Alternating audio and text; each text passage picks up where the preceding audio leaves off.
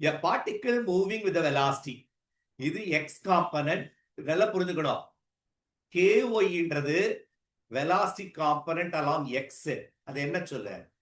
k y I cap. புரியுதா பாருடா? what is the velocity component along y axis? இது net velocity. அப்போ k x தம்பி இது புரியுதா பார்க்கணும். இது resultant velocity. I காம்பனன்ட்ன்றது x, j காம்பனன்ட்ன்றது y. velocity along x component தெரிஞ்சிச்சு, velocity along y component தெரிஞ்சிச்சு. the general equation of its paths. சரி, இப்போ நம்ம ஈக்குவேஷன் ஃபார் ஸ்ட்ரெயிட் லைனோ ஈக்குவேஷன் வந்தாலே ஒய்யோ எக்ஸையோ நம்ம வெளியே எடுக்கணும். சரியா? இதை நம்ம எப்படி எழுதலாம்?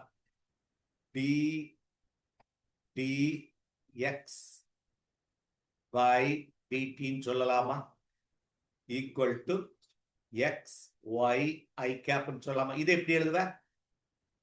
டி ஒய் புரியுதா பாரு, equal to k into x ஜேன்னு எழுதலாமா? இது புரியுதா?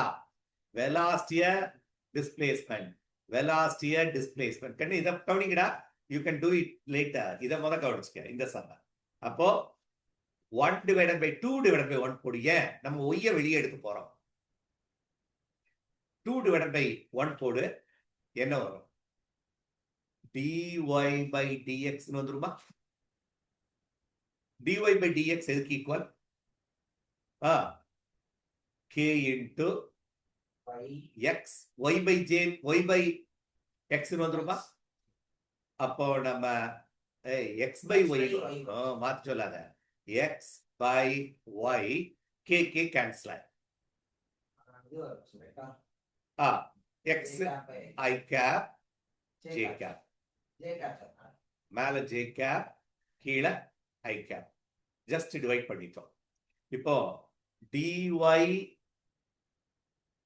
into y equal to x into dx. Integrate on both sides.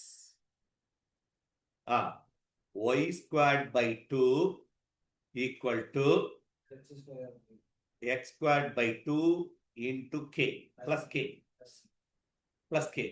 அப்ப இந்த பக்கம் ஒரு k வந்திருக்கு, k டேஷ்னு வச்சுக்கீங்க. அப்ப பேலன்ஸ் என்ன வரும்? y squared equal to இந்த 2, இந்த டேர்ம்ல பார்த்தேன்னா 2 கேன்சல் ஆயிரும். இந்த டேர்ம்ல பார்த்தேன்னா 2k வந்துடும். so x squared plus some c. அதான் ஆன்சர். எப்படி போடுறதுன்னு கவனி. இன்னொரு தடவை போட்டுருவோமா? கமான், பண்ண முடியுதான்னு பாரு. ஈஸியான கொஸ்டின் இல்லை, கொஞ்சம் டிஃபிகல்ட் தான். ஏன்னா ஈக்குவேஷனா ஒய்யையோ எக்ஸையோ வெளியே எடுத்துட்டு வரணும். இதுதான் இங்க மேட்டர். அடுத்தது பாத் அப்படின்னாலே டிஸ்டன்ஸ், எக்ஸ் ஒய்யை தான் வெளியே எடுக்கணும். வெலாசிட்டியில எடுக்க முடியாது. அதனால எக்ஸ் ஒய்யை வெளியே எடுக்கும்.